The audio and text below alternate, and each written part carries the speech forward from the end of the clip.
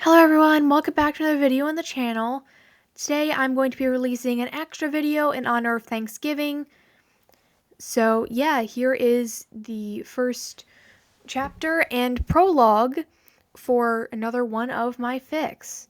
This has already been posted on AO3 and fanfiction.net by the time this video will be released on YouTube, but I did want to share it with my YouTube only viewers as well. So without further ado, this is my Bungo Stray Dogs fic, Resurgence of the Mystic Great Wars. This is the prologue. Legend. 1,000 years ago, this world was in turmoil. 500 years prior, all of the mystical species had entered into a violent, never-ending war. And the humans, the ones with no special powers of their own, were caught in the middle. The vampires and the werewolves were at war with each other, as were the angels and the demons. And the shifters made an alliance with the elves in order to fight the sorcerers and the draconic warriors, as they could not fight them independently. Alliances were forged and broken, betrayals were as common as breathing, and the witches and wizards were helping everyone except the humans, furthering the conflict even more. Everywhere you looked, people were dying. The quickly dwindling number of humans had been forced to go into hiding for their own survival, and the dragons and shifters were also starting to be wiped out, with the elves' strategies causing many more of their allies to die than their own people. The witches and wizards were starting to be targeted as well, in order to make sure they didn't help opposing sides. And it truly looked like the world would destroy itself as the other two conflicts, especially the one between the angels and the demons, showed no signs of stopping or even slowing down anytime soon, or at all. But then, two brave people stood in the way of the world's destruction. Despite being from opposing factions, the hatred had been lost between them, and they had made peace with each other. Together, along with the allies they gathered, they found a way to stop the fighting between the factions. In order to make sure nothing like this ever happened again, they became the Guardians of Order. Their names have been lost to time, but we know them as the first Overseers. As they grew older, they trained new Guardians, passing down their duties to their successors. To this day, this chain continues, each new pair continuing the legacy of the Overseers as they watch over the world. If there ever comes a time where war threatens us once more, the Guardians will be there to stop it. In this day and age, we live mostly in peace.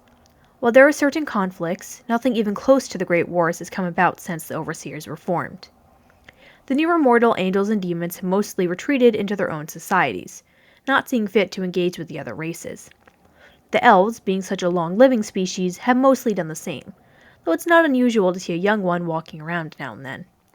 The vampires, on the other hand, have stuck around, since unlike the other near-mortal species, they need the blood of other species to survive.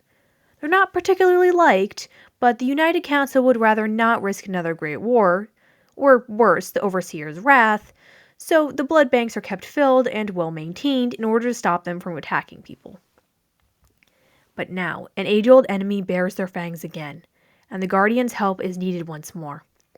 Will the world survive this resurgence, or devolve into chaos and war as in the past?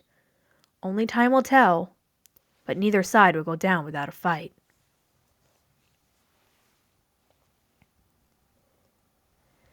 And today we will also be reading Chapter 1, Lab Rescue, Where Tigers Exist. Who are you? The boy whispered, his voice nearly inaudible. The redhead knelt before him, taking his hands in his as the blonde stood guard by the door. A5158 or Nakahara Chuya, the redhead said. Black number 12 or Verlaine Paul, the blonde added, and the boy's eyes widened in shock. You're like me? His voice was slightly louder now, slightly more confident in his ability to exist. Nakahara nodded, moving to undo the boy's restraints. Yes, but we escaped our prisons a long time ago. And now you'll be free as well. Free? The boy didn't know what to make of that word. He'd been here for as long as he could remember. He watched Nakahara and Verlaine with eyes that were starting to fill with a little bit of hope. He didn't know what the outside world was like, but if there were more people like these two, maybe everything would be okay. Suddenly, Verlaine tensed, slipping into a vent stance and starting to glow purple. Hurry up, more are coming, he whispered, and Nakahara cursed, hands moving faster as he began to glow red.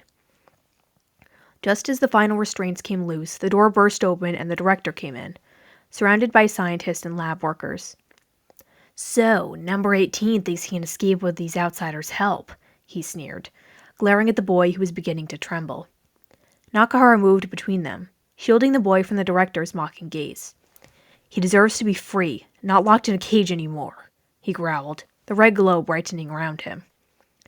The brunette was about to say something, but was cut off by Verlaine ripping the door off its hinges and slamming it into the director's head, knocking out the rest of the group. It was moving so fast that the boy couldn't track its movements, even with the enhanced vision from the test. What are you?" he whispered, tears starting to well up in his eyes. Nakahara turned back to him, angry expression softening into an emotion that the boy couldn't identify. "Like we said, we're like you. We just learned to use our powers to help others rather than for those stupid tests. Now, get up, Nakajima Atsushi," he said firmly, extending a hand towards the boy.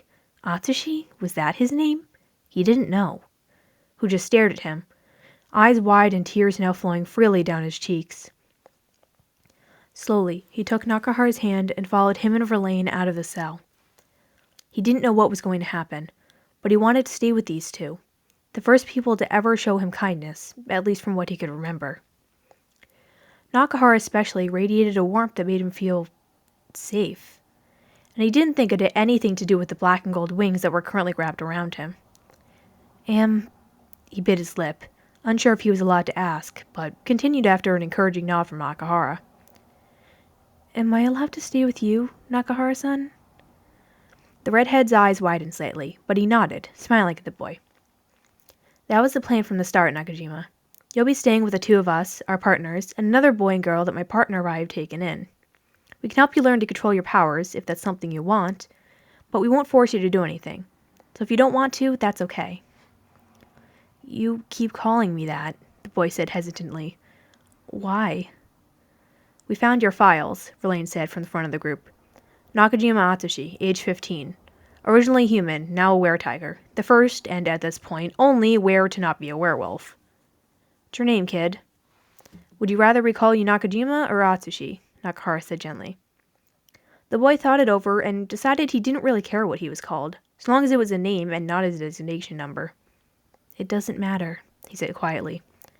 "Atsushi it is, then," the redhead declared, wrapping his wings tighter around Atsushi as they went through one more door, as suddenly there was darkness. The only light was from the open door behind them, and Atsushi smelled something that had only ever been present as a faint scent on lab workers. He was outside, really outside, and away from the lab and the tests, and the director. He was free. "Ready to fly, Atsushi?" Nakahara asked, and he nodded, because what else could he do? He was too overwhelmed to do much of anything right now, but he trusted these two. As the two angels lifted into the sky, Atsushi wrapped safely in a blanket that they seemed to have brought to shield him from the cold, he leaned against Nakahara's chest.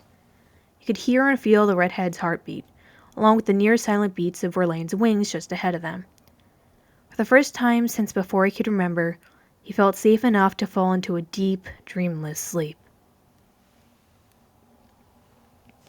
And with that, that is the prologue and the first chapter of Resurgence of the Mystic Great Wars. Have an amazing Thanksgiving, and I will see you next time, everyone. Have a great day.